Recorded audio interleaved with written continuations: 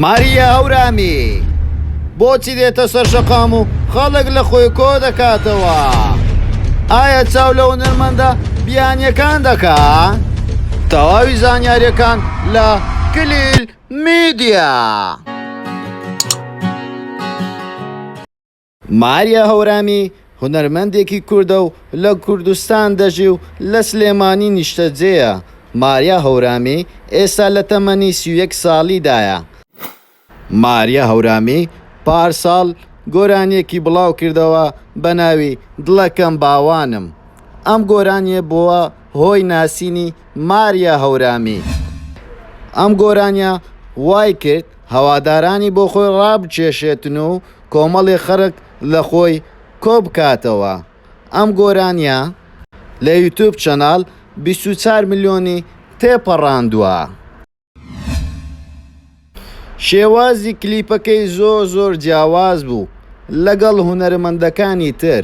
زۆر بە سوپرایز لەناو ئۆتۆمبیلەکەی هاتە خوارەوە لە شاری سلێمانی لە ناو جەرگەی بازار. دەستی کرد بە گۆرانی گوتن و هەڵپەڕچەی کوردی، بۆیە زۆربەی تیڤیەکان پەخشی ڕاستەوخۆیان کرد. هەر ئەمەش بوو بووە ناوبانجی ماریە هەورامی. بەڵام هێشتا گۆرانیەکە پەخش نەکرابوو لە یوتیوب چەناڵ و لە تیڤیەکان بڵاو نەکرابەوە، کەوتە بە ڕەخنەیەکی زۆر. لە ئاسایی هونەرمەندی بیانی دەکاتەوە، وەکو هونەرمەندی بەناوبانگ جەنەفەر لۆپێز و ناجوە کەڕام.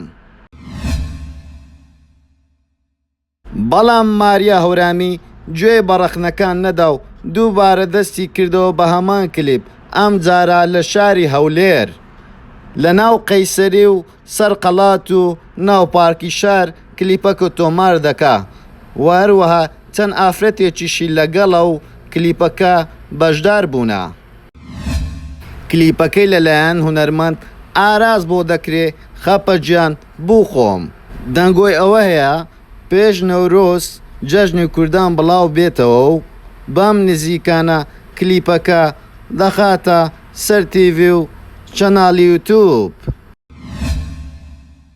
لایک و کۆمنت و سەبسکرایبی چەناڵەکەمان لەبیر نەکەن. هەموو کات باشترینتان پێشکەش دەکەین لە کلیل میدیا.